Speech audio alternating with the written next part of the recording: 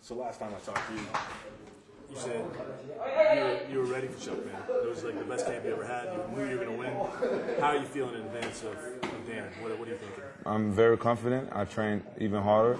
I always train hard, and I think that I have a good advantage over beating Dan Henderson. Why?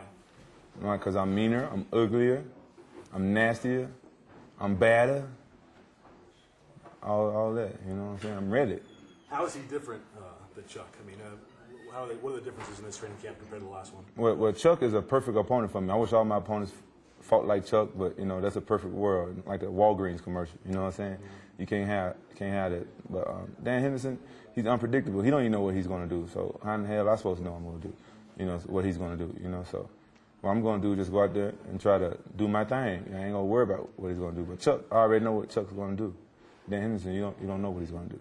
What is it that makes Dan so unpredictable? Is it just the way he approaches a fight, or is the way he moves in the ring? I mean, what makes him different? What makes Dan unpredictable? Because he don't even know what he's going to do himself. He just goes out there and do stuff. Do you do similar? Do you know what you're going to do before a fight? Or are you more a freelancer like he is? My object is to go out into a fight and whoop folks' ass. That's the only thing I know I'm going to do. I'm going to try to whoop their ass. Either whoop their ass or get my ass whooped. And I'm too old for ass whooping. Talk about the training camp up here. You know, you had a big camp, lots of guys. You also had Michael Bisping coming up in Chicago. Guys getting ready for big fights. Yeah, that was one of the best moves I ever made. Those guys kick my ass daily, and that's what I need. I need to get my ass kicked in the gym so I go kick ass on the fight. Because, you know, you don't want to train with people who whoop your ass. I mean, who you beat up all the time. You know what I'm saying? You're not getting any better. And these guys are world-class fighters, some of the best in the UFC. And you guys are going to be seeing them with some belts around their waist pretty soon. Mark my word.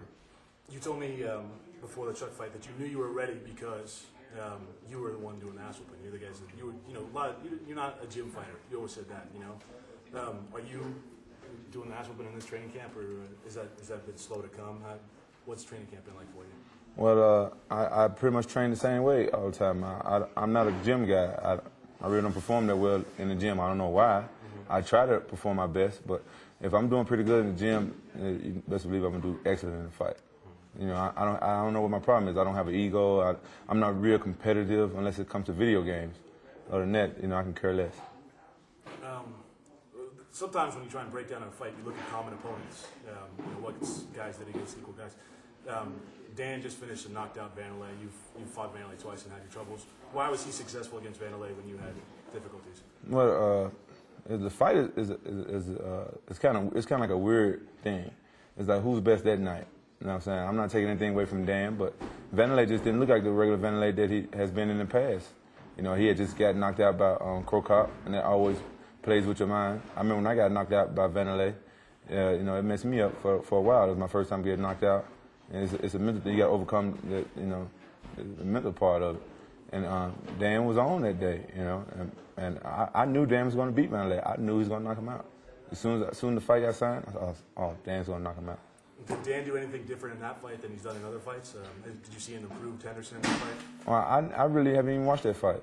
You know, I'm not the type of guy that studied my opponent's tapes and stuff like that. I let my trainers do it what they want to do, and they tell me, you know, what I need to work on. But you know, I really don't care because, you know, I'm kind of weird about that type of stuff.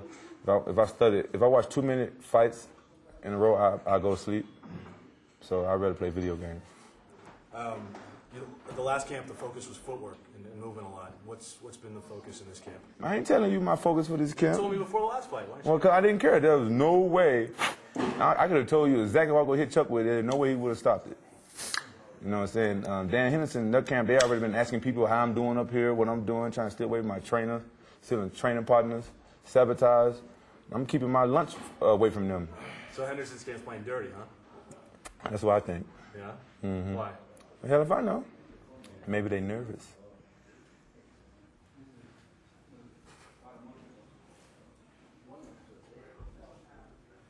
I just want to see how long you're going to do it.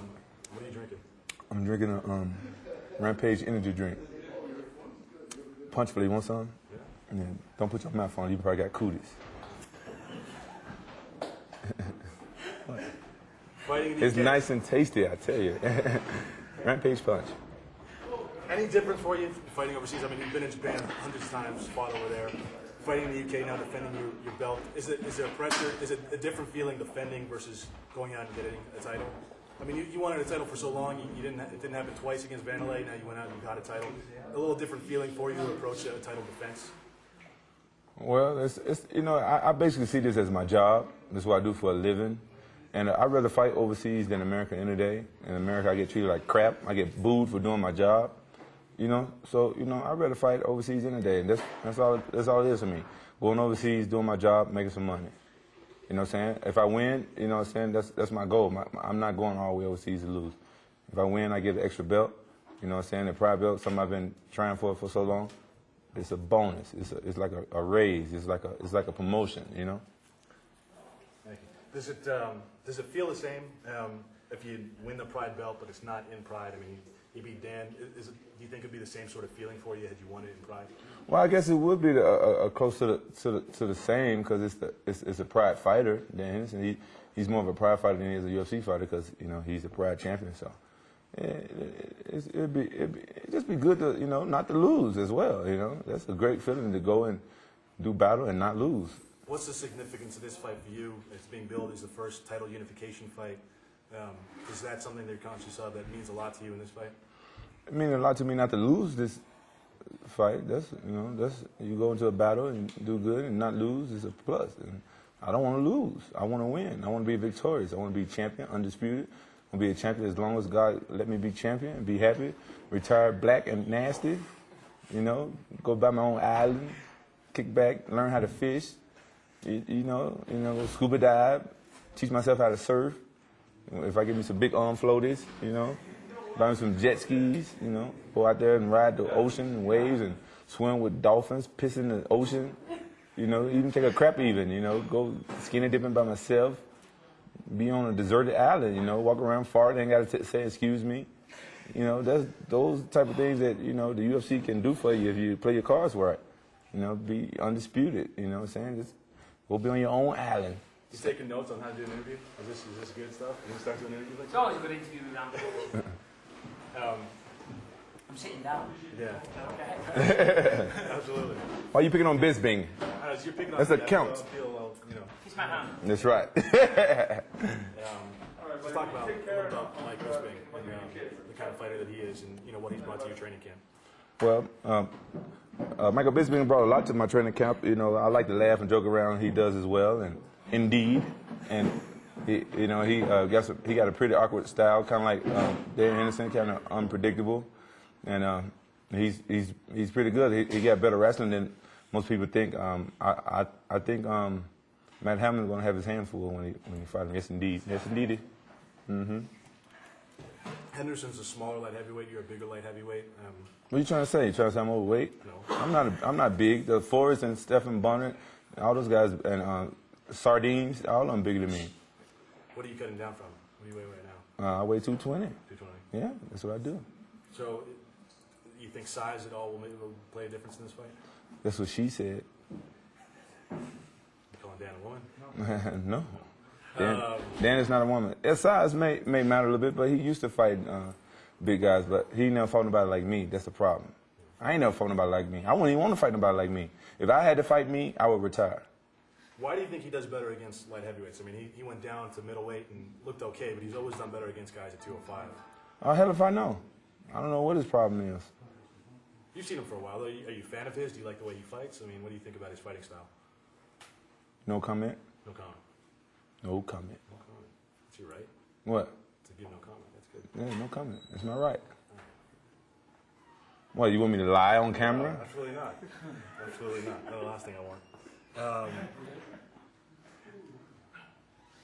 You getting used to Big Bear? I mean, these camps, they take a little while for you to get used to it. I mean, Big breasts suck. It's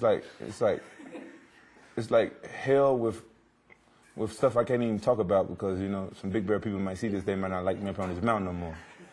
But I found some cool stuff to do like ride sea-doos and go off road and stuff like that. It's been cool. My coach Zach would let me brought my four-wheeler, but man, but big breasts suck, man. We go to IHOP, you got to order wrong to get your order right. It's crazy, you know what I'm saying? It's just crazy, you know. It's like you get bloody boogers in the middle of the night. You're digging through your nose, blood. You know, you gotta. So all right, so it's so terrible. Why are you up here? What's the benefit of being up here? The benefit for being up here is, you know what I'm saying, you get away from your crazy ass kids that's running all over the house. Ah! You know what I'm saying? And you get away from all your girls. I mean, damn. Did I say that? No, I'm just joking. You get away from your friends and stuff that want to take you out to, and you know, you get up here, you get your right mind.